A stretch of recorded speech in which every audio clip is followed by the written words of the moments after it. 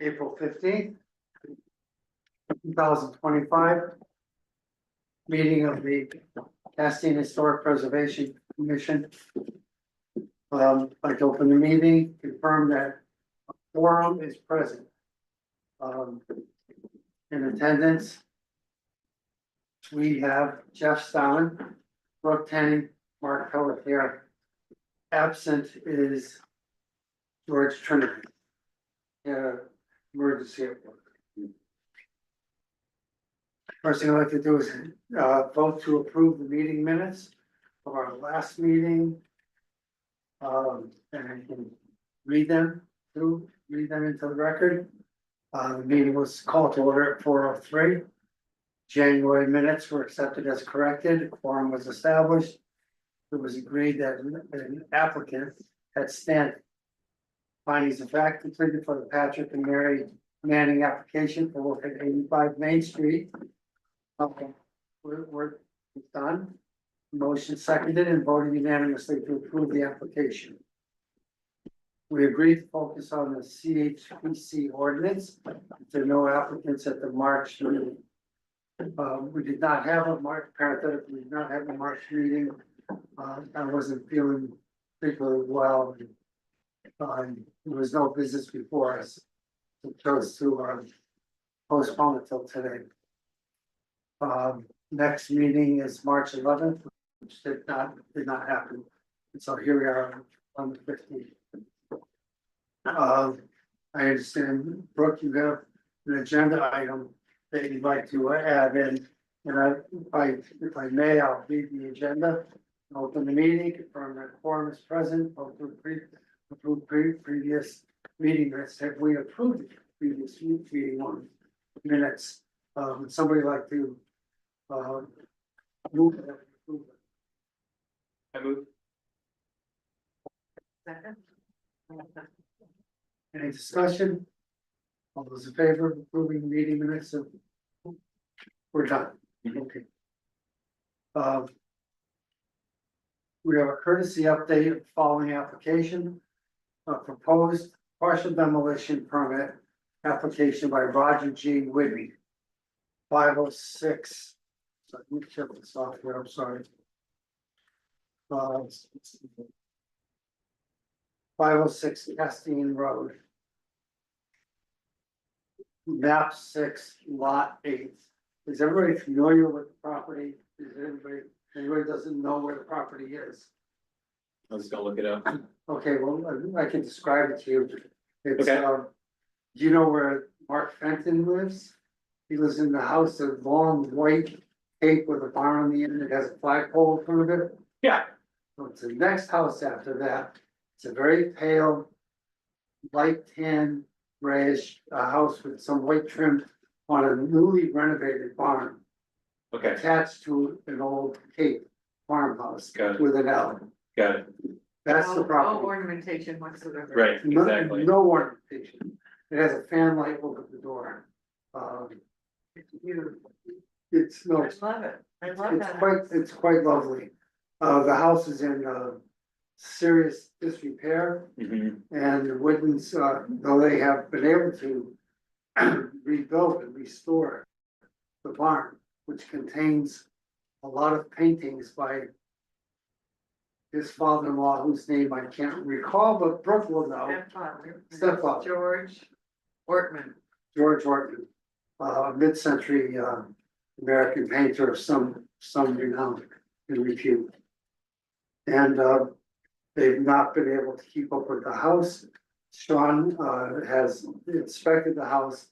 He's found, for instance, that the joists, sills. I'll show you the pictures.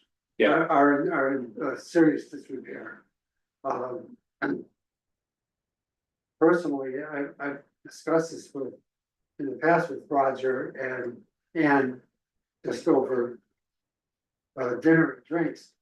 And I know that they've been puzzled as to what to do with the house, and it's not something that they can focus on. Mhm. They don't feel that they have the wherewithal to deal with this. Yeah. It is not in the Castine Historic Preservation District. It is not under our purview per se. And I would ask Sean to, And it kind of is. That's the thing. but it's not in our ordinance. That's the thing. The ordinance is, you mind if I, No, By I was just going to ask you. Yeah, To so- explain it to us. the zoning ordinance says, and it's in the performance standards for archaeological sites, which is, section 6.3, article 6.3, I think. Wait a minute. Article. 6.2. 6.2, No, the zoning word. Oh, okay. 6.2 With the zoning board. of the zoning, yes. So that says. Any proposed land use activity that may disturb an archaeological or historic site as defined in the Castine Historic Preservation Ordinance. Which is a definition in the ordinance of historic property. Or which is listed or which has been nominated for listing on the National Register of Historic Places in accordance with the procedures established by federal law shall require site plan approval. Okay? By the CEO. By the CEO. Then if you go to the historic preservation ordinance, it says.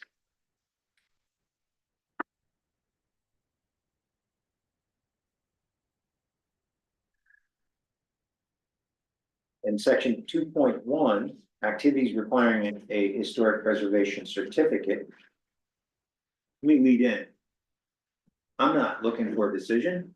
Yeah. Okay. Right? I'm providing information to the Historic Preservation Commission to help guide perhaps a historic preservation ordinance revision. Mhm. But this issue, it's a ship at sea, okay? Just want to lead in with that.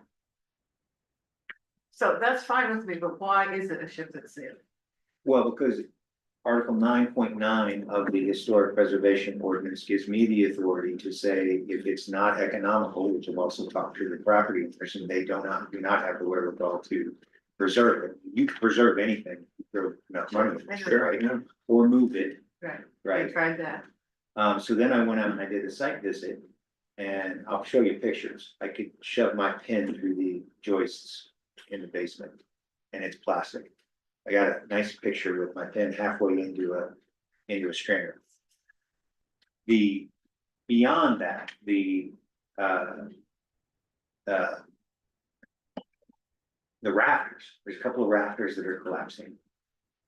Okay, I don't think it's safe to walk on the floor. Yeah. I mean, literally, it's that bad. And I'll go through the steps that the Historic Preservation Office has recommended to the witness. I've got a couple calls into Kirk Money, but we'll get to that. But that's why I do not, in my opinion, view this as one, economical, two, feasible, unless you were to really throw a lot of money. Right. And judging by the Manning's project up here, with a house that was in far better condition than this one, just to jack it up and put a new foundation under it is $180,000 quote. No, we understand. Okay, so, there are three criteria, and I want to say it's uneconomic, which I didn't even know was a word, feasible or practicable. So I can tell you that I've made a decision. This is gonna have to be demoed.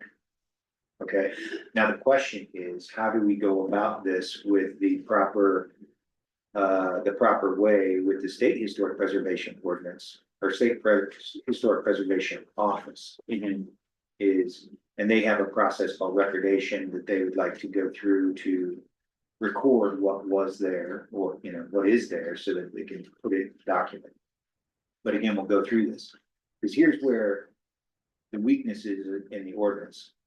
Is it says that contributing properties, which this is obviously, What you refer to? we're in Article 7.2.1 of the Castine Historic Preservation Ordinance. Okay, And that says that it requires a historic certificate, even though the historic ordinance, preservation ordinance is explicit in what the district is and where your purview is and stops.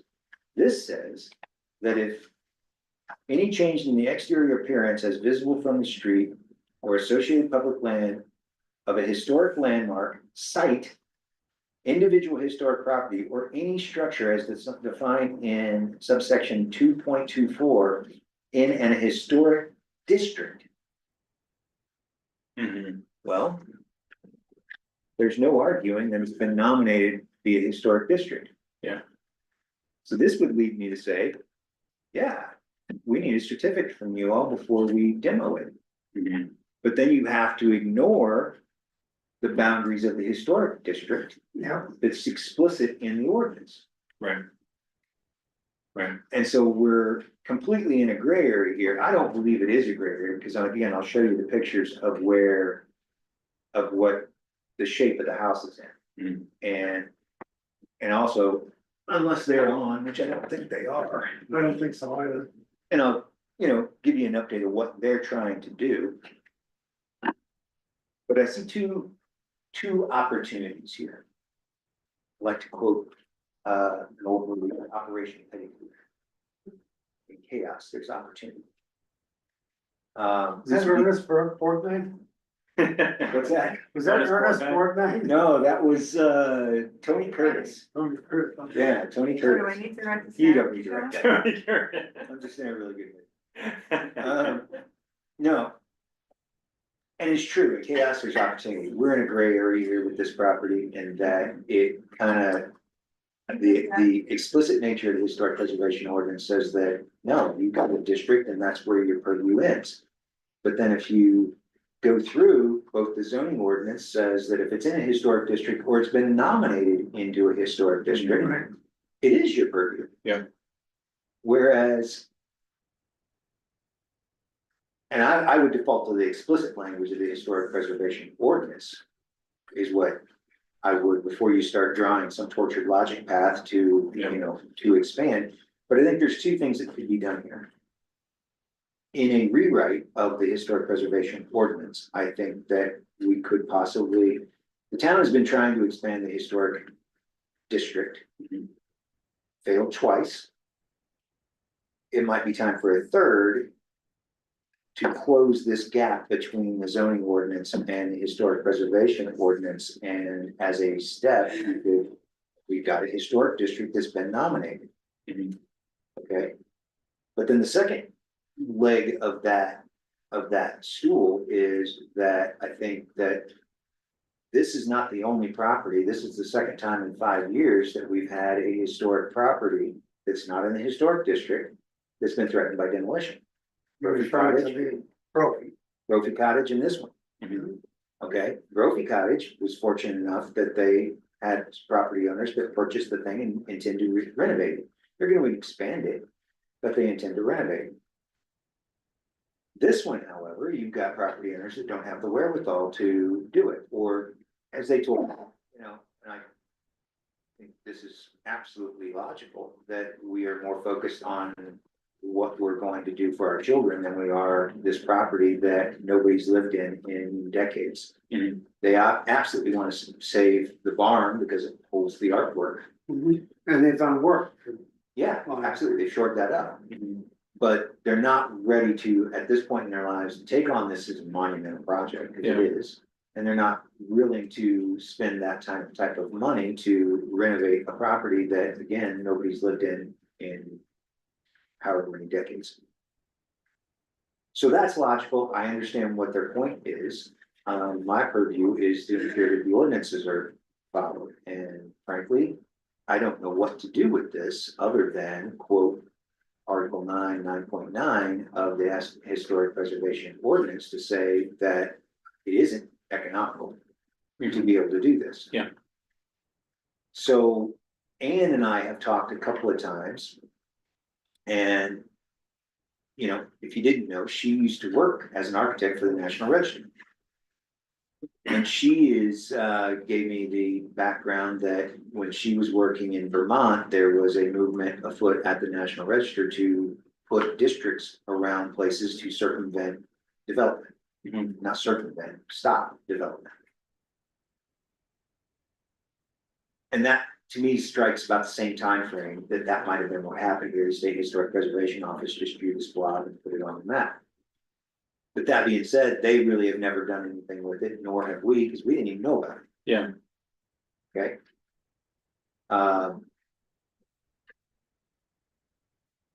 So I did a little research, and as this is the second property in 5 years that we've looked at with this, that it might be time, if we don't get the expanded historic district, there's some other things that we could do in the historic preservation ordinance that could go townwide, and that would be a demolition delay provision, which is a very effective way to at least allow the community to try to come up with the wherewithal to say move a historic structure or attempt to save it. And then the second one would be a provision against demolition by neglect. Because both of these properties, and again, I'm not casting aspersions on the Windens, I'm not casting aspersions on the I guess it was the Grofers. But Right. both of those, what's that? I think it was owned by Mr. Brown. Mr. At the Brown, end. in the end, okay. But both of those structures basically ended up on the chopping block because no one had put money into preserving them for decades. We have, the ability within the historic district, and we have to go through and find it, to, cite, property owners whose properties are falling into disrepair. Now, what we can do is, what the remedies are, I don't think it is very clear. You can't take people's properties, but you can, try to force them into, undertaking certain activities. There are a couple of houses right here that get hit with Yeah. with a wedge. That will fall into further disrepair if something isn't done. I had worried about the Manning property until I heard that had bought it from his dad. And I think that, I applaud what I think we applaud what they're trying to do. We still have to see documentation as to the physicality of it, as opposed to just the restructuring of the foundation. What I'm concerned about, I'm not concerned about that.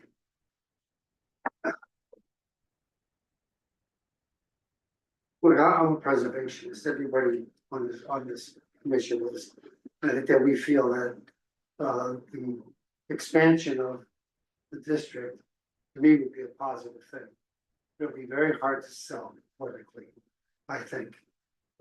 Maybe less so than it was in the past. We all live in historic houses. Where I think we're of a mind that we could brave the the resistance to move forward and expand it. I'd like to know what the state preservation office, when they created this Castine Road district, is there an actual document that describes what? Is there a map too? Is there a map? Yeah, that was the Yeah. question. Because I think of Before you guys leave, we'll make copies of this for everybody. That'd be great. Yeah, I actually, somebody dialed into the last meeting and actually sent this in, because before I had the chance to look it up. Actually sent this in, and yeah, there you go. well, there is a map. It's 11 houses starting at the British Canal going out the Castine Road. And those are all farmhouses that were built between 1800 and I want to say 1840. Does it go all the way to Avery Manor? What is that? It does actually. Craig Reed's house. Oh, That yeah, is I think it's, pre-revolutionary. it's one of these two here. Yeah. I didn't realize that was the name. I think the subject property we're talking about is this one right here, number 7. Mhm. Yeah. Because number 6 is Mark Fenton's house. And then there are two on the other side, which I'm not sure what those are. Well, you can hardly see them. There, one is a red house, the fence used to be in, I don't know who's in it now. It's just beyond, the Tilton Timber. That's the fence. Oh, yeah, sure, sure. That would be that one right there. Yeah, because we rented the Tilton Timber main house 3 summers. Ah, From the Linsleys. I don't know what that is. So here's the opportunity, though. The opportunity is that, you know, I agree with you, Mark, that what the last time this, the historic preservation district was, you know, you're not really expanding as much as you do this one or two ways. Expanded townwide based upon the architectural surveys that we already have, just to historic properties, but the secondary way would be that, okay, well. How about we just have a historic district number 2? That you already have, mhm. Yeah, it's right there. it's right there. Maybe that's a good step. I mean, I think, It's an interim step, because I think in trying to expand it within the village. We will run into resistance. yeah, There are people who, I think you're gonna run into resistance either way, this is Castine, yeah, no matter what. but I the know, point being is that you've already got a historic district nominated. right, I mean, that already exists. It already exists. But Castine is a historic district. Castine is a historic district Oh, on the National Register. Right. All of on that Castine, no, it's a little confusing. it is. So. Anne has done a couple of things. She has talked to the State Historic Preservation Office, Kirk Money up there. I've called a couple of times, left messages with Kirk a couple of times too, couldn't get a call back, because I want to talk this through, and this is just me doing due diligence.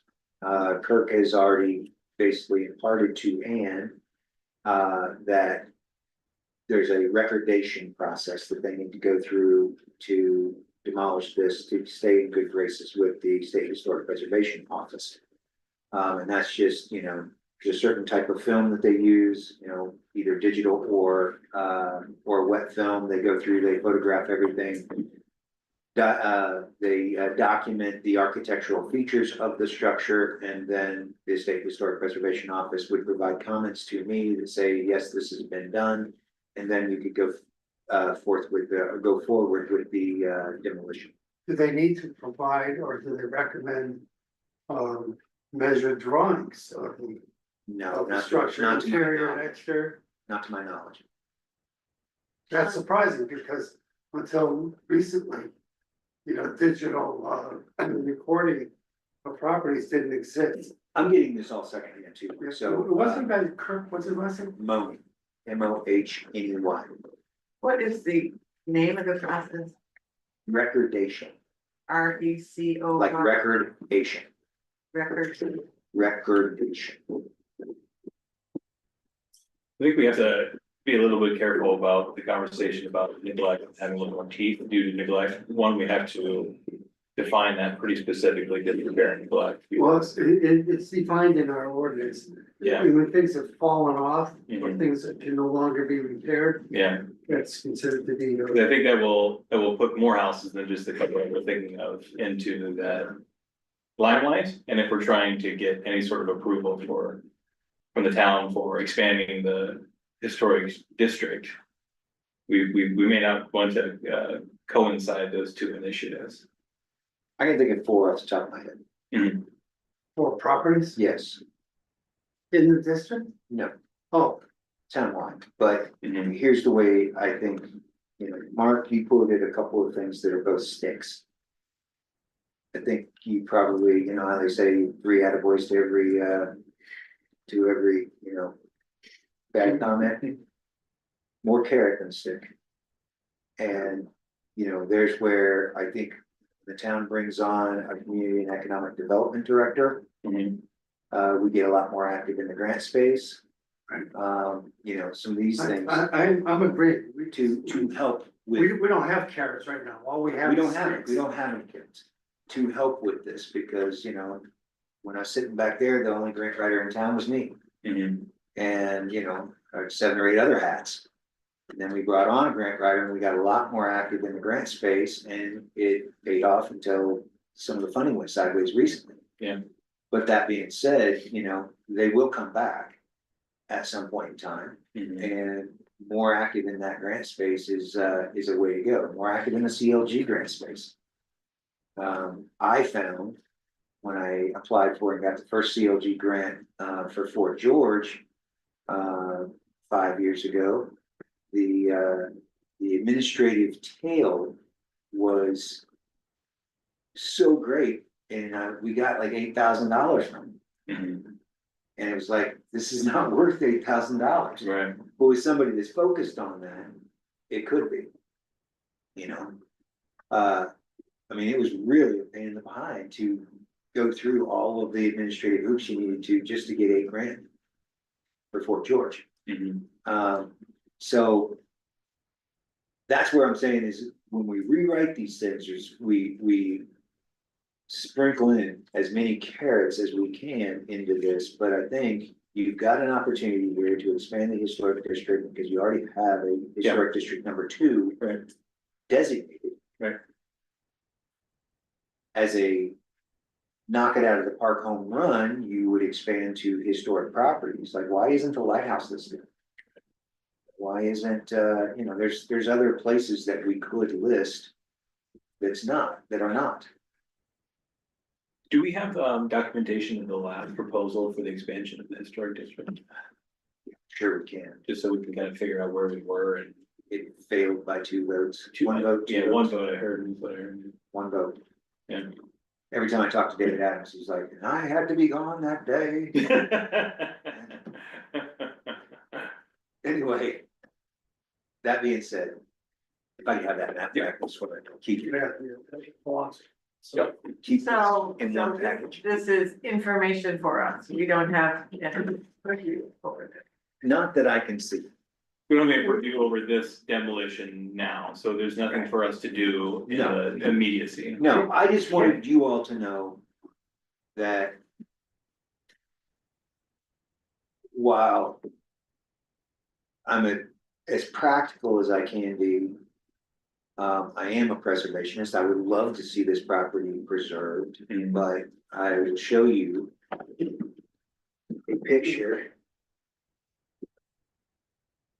One of the questions is there something that we can, That's my pen Plastic pen. that I could have stuck it all the way through that joist. You would have lost your pen.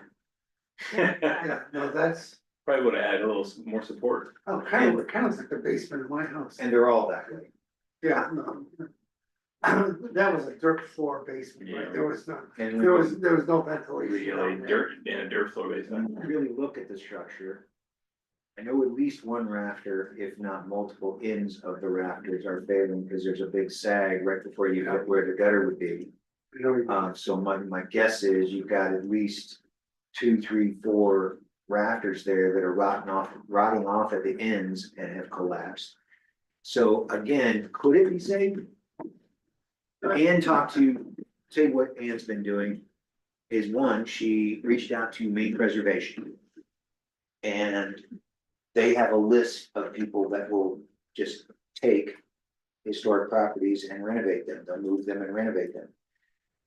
As of today, there's been no bites on that. They've even talked to Maine Preservation about trying to purchase the lot next door that's for sale and move it there, because that's about as far as anybody thinks that you could probably move it. Again, thus far, no bites. They're willing to give it away. Somebody wants to move it. Again, thus far, no bites. Mhm. The timeline on this is such though that if the insurance company is gonna cancel their insurance come July. And they can't renew it because there's really nothing there. so if they take it down, they're talking about taking down the main cape. Then there's a winter L in between, that and the barn. So that comes down as well. Yeah. Both of those structures come down, the barn stays, Barn stays. then they have to reconstruct that whatever south side of. Yeah, they'll have to reside the Yeah. barn. And do whatever repairs that need to be done to that edge of the barn. You know, one of the things that would be terrific is, it sounds a little far-fetched, maybe to some minds. But could they build, or would they consider building a ghost structure? By that I mean 4 posts, 2 rafters, a ridge, and now, and it was just the, you know, just. Like a movie set. Not even, but no, I'm not talking about sheathing it or anything, just putting up some posts, a ridge. Some rafters, so you could see what was there, but it would just be the form of it. You know, what in post and beam construction, they were called bents. Right, so you put the 2 bents and then connect them, and somebody might get a sense, that's what was there originally. You know, a house that was 8.5 feet high and it was 40 feet long, and you know, you just get a sense, and you know, that's something that I shouldn't speak for them, but that's something the Woods might consider. You know, it's a very simple thing. So I've had conversations. It can be made out of tubular aluminum, by the way. It's not to be made out of Yeah. timber. I'm gonna draw a tenuous string here between 2 different disparate issues, but one was, I've had 2 conversations so far about why we didn't require the golf club to test the soils when they dug their pond. Because I don't have anything that would force them to do that. Right. If the Woods out of the goodness of their heart did that, Right. that would be great. But there's nothing that we can do No, to I'm say not, you are required to do this. and I'm not even suggesting that. Okay, I just wanted to make sure before we dive No, all the way down that rabbit hole. but I could, you know, I could see something like that being, having some value. Say, you let them tear it down, yeah, but nobody else wanted it.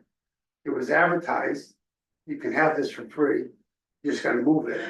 You know, and I would suggest that we may ask them to do that. Again, I don't think we can force them to, but ask them to, you know, to make overtures into the community. We'd like, you know, we can't say this, would you like to say it? Lastly, Can I catch up for a second, Mark? Yeah. Because I believe they're already gonna do that, but they wanted to wait until after I had this conversation with you. well, prior to July, But prior to July, and actually prior to the first week of May, when this would probably take place, what will they release? the demolition. Well, that's only 2 weeks. And the other question is, not, maybe a recommendation that we as a commission write a letter or some conditions explaining why we have not been able, we don't have the authority to do this, but we support the demolition of this property based on the following. And make it very exclusive, so that somebody else can't just use it as precedent. I mean, you know, Mark Fenton jokes from me all the time, I like to just tear this goddamn house down and say, it's like everything's crooked enough. They're not gonna do it, but they might build themselves a new house. That on their property, they have whatever, Plenty of acreage. they have plenty of acreage. And not live in that house anymore, but if they did that, then could that house be taken down? And what's surprising to me about this district here is that it doesn't go anywhere up on the Shore Road where they're similar. Hmm. One of my 4 properties I was mentioning, Oh, really? there's another one out there. Well, there's one that's a really lovely gray house with a reddish door. That's a cape, very similar to this. It just sits there, it feels, you know, that a little bit. On the Shore Road? On the Shore Road, on the left-hand side, just before Pedro Myers, Oh, okay, yeah, I know what you're talking about. that house, belongs to Doug Cruz. Mhm. Yeah, yeah. So, It's in the condition of houses anyway. You're being recorded. so Strike that. do we have anything else to, No, just a request from me, which is that while you're going through the ordinance reviews, I think there's a couple of different things that it would be apropos to research. And perhaps recommend to the town. That would be a motion and voted by you all, but you know, recommend to the select board to include onto a warrant, but one would be a demolition delay provision in the ordinance.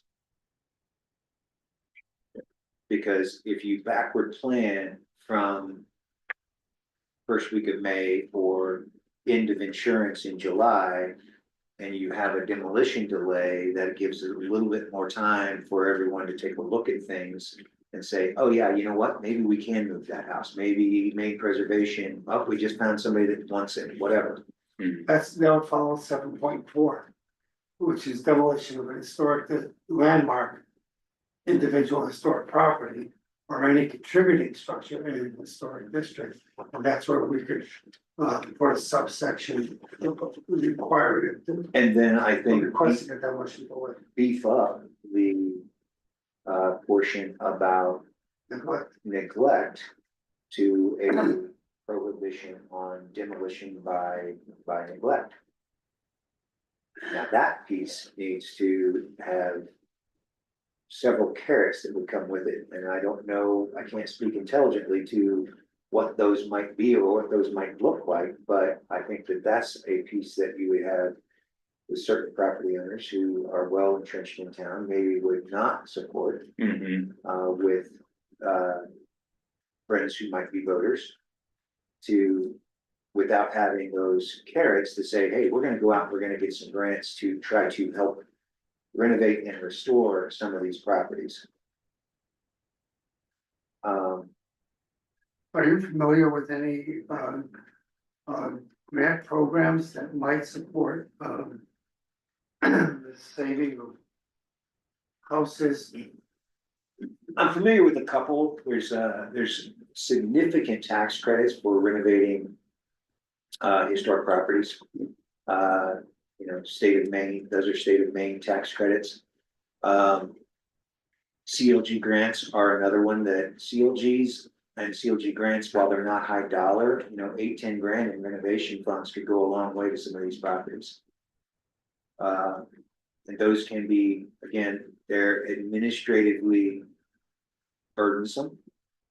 But they are, that money is out there, and we're only one of 7, I think maybe 8 now, CLG communities in the state, and that money is earmarked for those, our communities. We just haven't been active in that space because of that administrative. Would it take a lot of would it take a lot of assistance or administrative work by the commission / the town if somebody had a property? Because many people can look at an application for a grant and say, I can't possibly do this. I don't have the background, I don't have the time, and frankly, I don't want to spend any money on attorneys to do this, but the town is actively pursuing grants now. Or would that be a function of town government to assist property owners who have subject properties or, you know, properties that are in the process of falling I down? want to say that's one of the criteria for the Historic Preservation Commission. It's in the ordinance, For us to write grants? not to write grants, but Oh. to research and recommend grants. And the beauty is you're going to have a person coming on town staff that's what one of their jobs is going to be. Fair enough, good. So, you know, that would be, you know, the getting of grants and oftentimes is fairly simple. The reporting on them, doing the bidding, getting all the different stuff that is required for effective administration of the grant becomes the really hard part. CLG grants, fairly simple to write. But like I did it in a Sunday afternoon. And bam, it's out the door, but then. You've got the monthly reporting, you've got the quarterly reporting, you've gotta get you gotta get 3 bids on everything. You've got criteria that's levied on that money from the state, and all you have to have for Fort George, we had to have a landscape historian. Added to the team, which drove our costs up by an extra $6,000. So that's the kind of thing that is burdensome. The actual writing was fairly simple. Yeah, it's the administrative side. Yep. But if you have somebody that's concentrating on that, that's an Excel spreadsheet.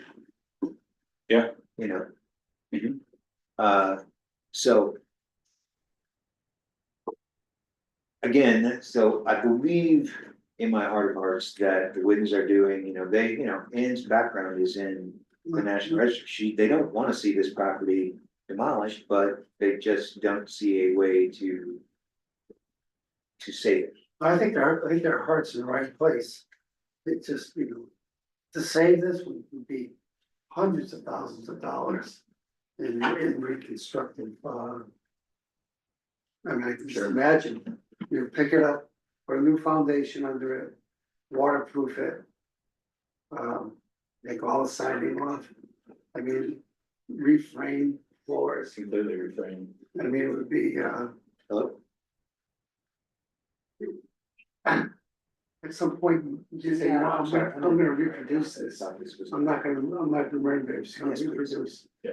Which has got, always has to be one of the options, 100%. that you allow authentic reproduction as opposed to restoration, Yeah. when you can't do it. No. And I agree with you, the fan light over the door is just a very lovely element. The whole thing, well, I You know, like it's- to tell, it's- it's the way it sits on the property and. It's a beautiful Like- composition, Yeah. These 19th century farmers had an aesthetic sense that we don't know where. Yeah. Where it came from, but they, the more you see these properties, the more you realize it's a pattern that exists throughout the entire region. By region, I guess I mean New England. Yeah. But they're special properties. It'll be a shame to see it not be there. And that's why I was mentioning the idea of just a post and some, a ghost. Great big Yeah. mural in the size, of real life size. There you It's go. the flat. Well, that's the other way, of course. It's the show that they used to have the big mural on the side. Yeah, What was that? It was Magnolia people. I don't know. They'd go in and renovate a house and then they have a picture of what it used to look like. Oh, I see, They have yeah. property understanding the curb, pull it out of the way. It's like, oh my God. Well, if So you're I only have an that, additional item for our agenda. yes, go ahead. I would like, Are we off this now? Other than getting a copy of the Yeah, before you leave that and go to your book, is there any other questions I can answer for you on this? I don't think so. I'd like to take a look at that. Yeah, I'll make copies of this for everyone. Would you like to see other pictures of pins and see? No, too sad. If you've got their application in for demolition, Just received it today, but I haven't looked at it yet. And I only knew that I got it because Roger called. all right, can I ask, do they have a contractor Chris Like- Shepherd. take it down? Really? I didn't think we'd do something like that. Okay, he's a good builder. I think, yeah. you built there. Yeah, he's the one that had the contract to build out there. Oh, did he build the Water Street house? Or I think you got built chip and or something. he did a nice job on that particular property, that's for sure. No, so I don't think there's anything else, Sean, but you have an additional, Yeah, I would like to, for my benefit, if not anybody else's, I would just like to have a look back at our process with the library project. And what really stood out to me during the project and thinking about it afterwards was that the Historic Preservation Commission and the Zoning Board of Appeals use a lot of subjective comments to make their case. And I think some of them frankly were inappropriate and unnecessary.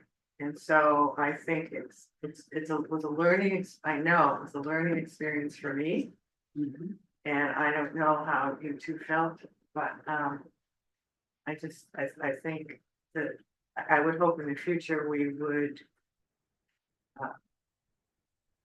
our procedure would be different.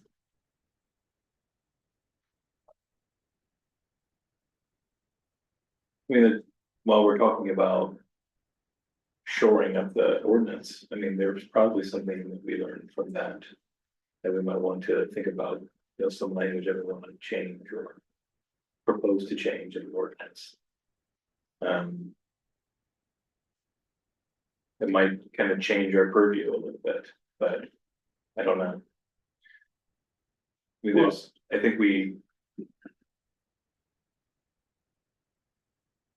highlighted some opportunities for us, but we also kind of highlighted some things that we wish we had a little more say in, that kind of slipped through what we have purview in. There are language in the ordinance that kind of, you know,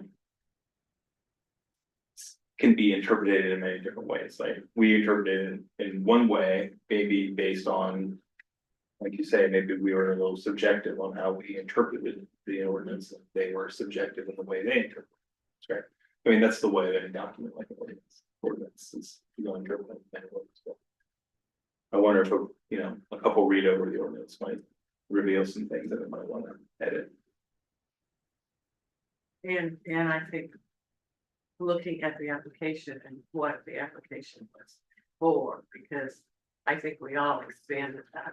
The application was for, I think, but we all talked about the whole project when we were doing it. And I don't think that did anybody any good. And that I don't think that's really the way we would like to do it in the future. We want to keep it tight. I have been approached by people, individuals in town who don't want to give up this fight. They think they're going to fight the library. Continue with it. So you've got to make your case known. And you need to present it publicly. As the commission's done. Yeah, the commission had their say, we said we voted against it, and that's on the record, and that's about what we can do. I think people are gonna have a lot more to say once it happens, but we can stand on our decision. There's still an opportunity for them not to build it. But I don't know where that's going. You got an application for construction? No. Okay. I mean, just the one that's dated, but they're not planning, my last conversation with them was they're not planning on planting them until the fall, so no, I have not received an update from that. Do you have to? No. Change the date? For 3 years? No, I haven't issued a permit. I mean, they could change the date. I mean, it would behoove them not to get the permit until they're right before they're ready to build, because, you know, permits have a timeline associated with them. So I could issue a permit tomorrow, but they haven't told me they want one. Okay. Now, may I opine? Absolutely. Sure. Okay, well, first, the entire process was subjective. The Historic Preservation Commission's logic that went through the ordinance all ended up resting on viewscape. It doesn't comport with the viewscape. Viewscape is in the eye of the beholder. It's a very simple thing for someone to go out and say, well, you're not letting me build a walkway, but what about that walkway? What's different between this walkway and that walkway, this walkway, that walkway? Because there's a ton of them. because it all rests on such a subjectivity. I think if this would go further than the zoning board of appeals, it's a loser. Because I think in hard black and white, you can't find anything in the ordinance that says you can't do this. And that is, it's in hard black and white, it is there, that you can do this. And we have examples around the historic district of things like this being done. No question. So. Tightening up that subjectivity and then going back to. I was in a very, me personally saying this, I was in a very uncomfortable situation where I was an advisor to every party. So the month prior to knowing that this was coming to you, I had that conversation about recusals. We really should not have had a historic preservation commission that was able to rule on this. Well, we also have, we also have a planning board that probably should have had more recusals.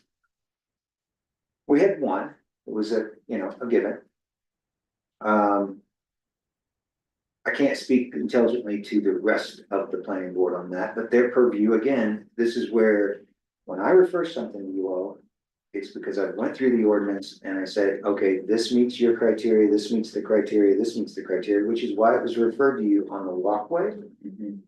And really the walkway only, well, and the cedar fence in the back, because both of those require certificates. If it's a wall that they say is gonna be underneath 2 feet in height, it's not in your purview, that's in black and white. So when it was referred to you, I was trying to narrow your scope to just those things that are in the ordinance. I don't have the luxury of having an opinion on these things. Okay, I can like it or dislike it. Doesn't matter. The ordinance says they can do it. Or it needs a certificate, it's coming to you, or it needs the planning board approval, it's going to the planning board. It was I believe that you all allowed this is me, just as a friend saying this to you, that I believe that you all allowed your personal sense of aesthetics to intrude upon your decision. By the way, that's one of the reasons I sit on this commission. And you know what? You It's know, hard. It's really hard. Okay, I get it. It's hard. But I want to tell you that as a representative of the town, none of us have that luxury. We don't. So if there are changes that need to be made, yeah, I would agree with you to look at the ordinance and see how you can take some of that gray area out to improve the process. But if that project goes past the ZBA, and that a petition and asking the town to stop the funding could be done, but if it went to court, it's a loser. That's what I'm saying. Yeah. But the town could say, no, we don't agree with that funding anymore. That could happen. You mean a town vote? Yeah. I think if that went to court too, it'd probably be a loser, but I think the town, that would, be the only way I could see where you would really stop it at this point. Yeah, I think so. But, so I'm just submitting to you all to, if you're, there are a lot of different process, I think, failures along the way. First was taking a hard look at refusals. That's a hell of a gray area, because what happens if you three recuse yourself? You got George sitting there, right? And where does it go then? I don't have the first earthly idea. Yeah. I really don't. Yeah. Right? It probably gets remanded back to the CEO's office. And that is the only way that I could see that we could do that. And I've had that conversation. I had that exact conversation with the planning board. Is if you all can't come up with a quorum, the one decision you could make would be remanded to me. Because that has nothing to do with the approving or disapproving of the projects, but you've remanded it back. Well, look, But I don't know that I'd be comfortable with that, right? so last May, I'm gonna take this, I refuse. no, last May. The town meeting, tells me when I couldn't go to the meeting, I was out of town. But, the town meeting. The approval of funds for this project. Was granted, right? There was a vote, and people said, we're for this. What most people said to me afterwards was, we had no idea what we were voting on. We didn't know the scope of the project. There's no way this would just slid through if people had seen what the impact of the project was. That's number one. Number two, I was asked to meet with the executive director and at the time, the chair of the board, the trustees of the library. And I looked at the drawings and I said, there are several errors here, design errors, and they were aghast. I should have never even been asked to go to that meeting, number one. Number two, I never should have opened my mouth because we would have stopped the project right there because of the scope of the errors in their design. I'm not gonna go back through them again, but I'll never forget Nick Berry just looking like this and oh. I had no idea. Should just let them go ahead, then they would have been turned down, guaranteed. And they would have been turned down by the Historic Preservation Commission first.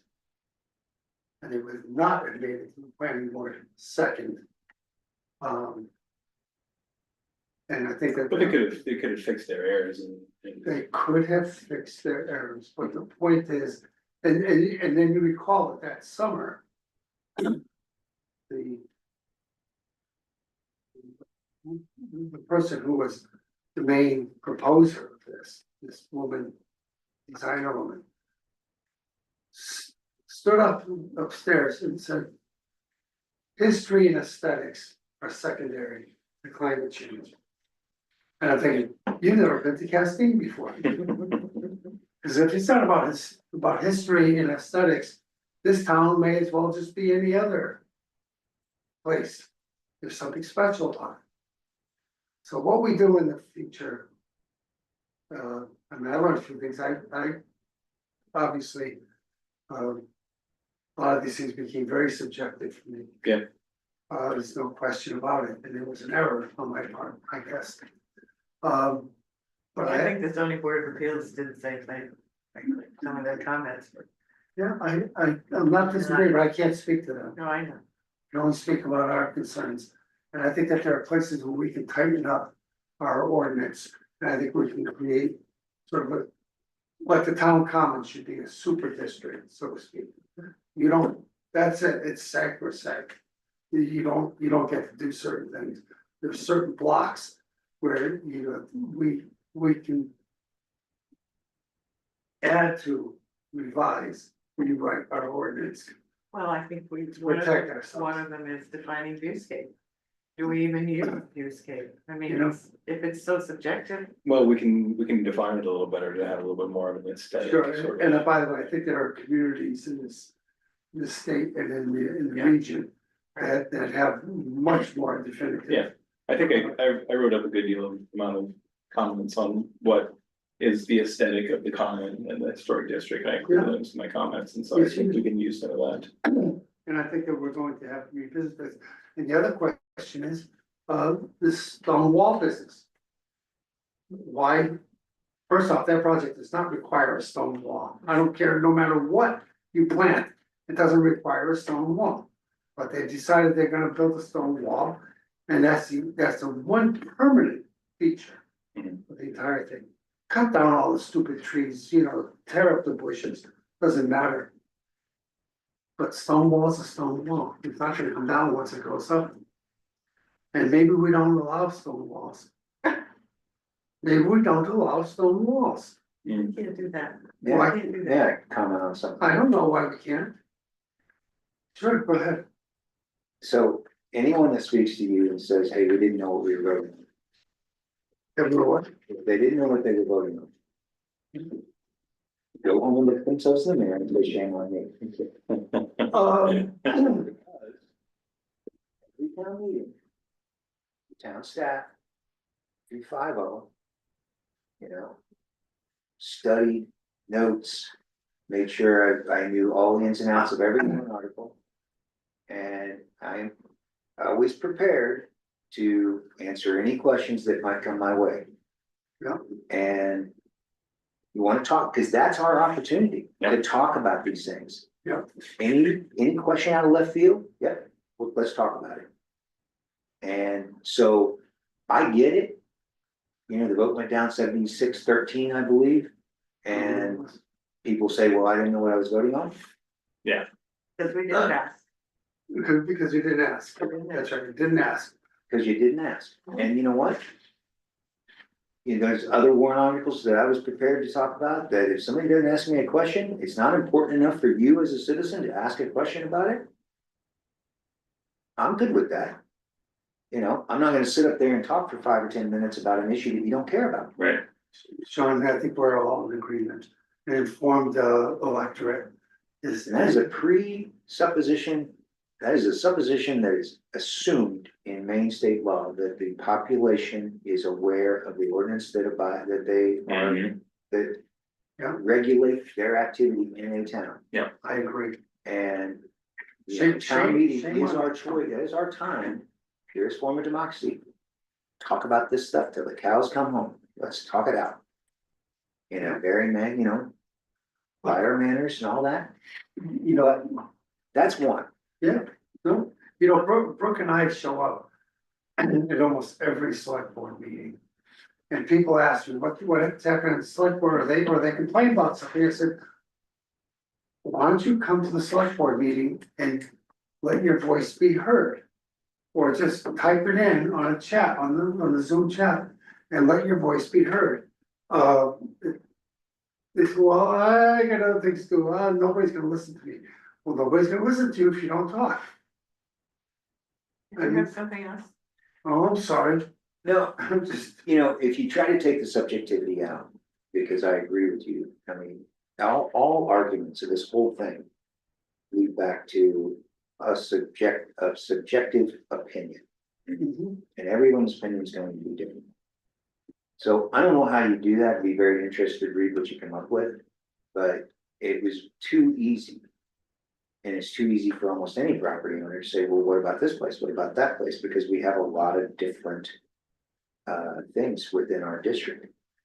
So I'd be very interested to see what you come up with, and I forgot what my third point was, so I will yield the floor.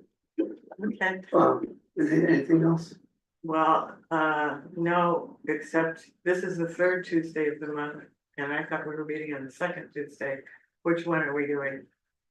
So I wanna put a date We're for our supposed next to be the meeting. second Tuesday, I don't know why it was. The first and third Tuesdays are planning board, Right. and when we changed First that, and third? yeah, first and third, if I remember correctly. What was- But they just changed that to match my schedule. It's just the 13th. So. Cause I'm gonna be in the office if it was Tuesdays. So. I would suggest that whatever the off cycle is of the planning board, cause remember we had that one meeting where you were downstairs and they were upstairs and I was gonna Vice have to run back and forth. So it's, May planning 13th. board is first and third, First, and third. so why don't we stick to the second? Yes, this is the 13th, Yes, 13th, yeah. so next meeting will be on May 13th. And by that point, Mr. Rose should be approved as a working member of the commission. Perfect. And by the way, I'd like to recognize the public, does the public have any commentary to add to today's meeting? Well, I'm still learning a great deal from all of this. I agree with almost everything I heard. I think I'll reserve comment for the moment, but I just want to anecdote. I used to have my students try to write a hate speech code for the university. It always failed. Either they were too vague, or they were trying to list everything and you couldn't possibly. Mhm. it's in the nature of writing statutes that there's always going to be some uncertainty and some discretion on the part of those who apply it. I guess the question you always have to ask yourself is, do you want to preserve the boundaries in a sense? That is, make sure that something utterly egregious doesn't happen, rather than positively say, this is what I personally would like to see in this particular place, or believe to be consistent with the way it is and always has been, which is still pretty subjective. I think sometimes one has to protect against the really egregious sort of situations rather than positively look at other things. And just one other thought, I've really been impressed from the meetings that I've attended, especially the one with Manning about the house and what you just said, Mark, about maybe a kind of ghost structure. Those were ideas I would not have thought of. And maybe the people themselves may not have thought of. This is also, it seems to me, a kind of consultative body. If the people come in and you can offer your experience, your ideas, and maybe even suggestions of people they should consult with, I think that's a really important thing. And it may even be that instead of redrawing the district to expand much further, there might be some way of thinking about how one invites people to come and consult with you who are working with such properties. Because it's clear to me there's an awful lot of knowledge around this table and ideas that people can benefit from. Well, I can't wait for you to join the commission because it'd be great to have a legal scholar helping us. And I mean this sincerely in rewriting some of these statutes and ordinances because I am not the brightest person when it comes to legal thinking, but and I defer to my fellow members. But I look forward to this, and I also like the idea of us having sort of a consultative role that is not prescriptive. Exactly. You can't just tell people this is what you should do, but have you thought about doing this? And would you consider this? I sat with one applicant a few years ago who was having a very difficult time with the commission. And I had not been on the commission except for maybe a month. And tried to work on a lot of things. And I think it was, in the end, a positive experience, although I've since learned that doesn't get you so far. But you know, we have knowledge, we have resources, you know, we have history. And I think that, you know, these are the kinds of people you want to have on a historic preservation commission. And although we are defined by or restricted by the ordinance, range of the ordinance, we have to be able to think around. Just one last thought, you guys should congratulate yourselves a little bit on this recent finding that Castine ranks #1 for historic preservation. Or whatever. I mean, it is to your credit that you've helped bring that about. So give yourselves a little credit at times. It's not his comment, but my third thing I was gonna say was, one, put emotion aside with regards to appeals. Okay? Part of what you have to do more specifically, the planning board and myself, you gotta interpret the ordinance. And you do the best you can by, you know, with the interpretation of the ordinance, but you know, if I make a mistake or if somebody feels I made a mistake, appeal me.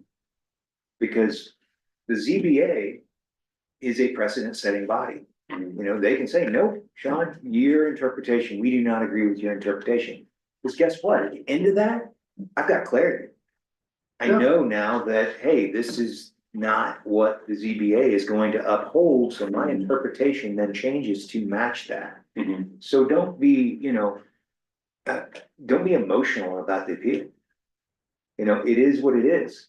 And if the ZBA didn't agree with you, fine. At least now we have clarity on the back end and you know what needs to be changed, so you close that gap in understanding, Mhm. right? Mhm. Yeah, Absolutely. Not a big deal. yeah, I learned a lot from it. So, So finally, I move that we adjourn. Do I have a second? Second, All in favor? Yes. Larry, thank you for So coming. turn it down. yes, thank you. I shut it off already. Great, thank you, Sean. you're welcome. Thanks, Sean. Hey, Sean. So we'll We meet, got a little bit of a conundrum here. we will meet next month, even if we don't have any applicants. Yeah, Yeah, I would, so in the, Well, we can get to work on the ordinance. yes, we can. We don't have any, Yeah. and hopefully we'll have another member of That's right. the commission. in the agenda that I sent you,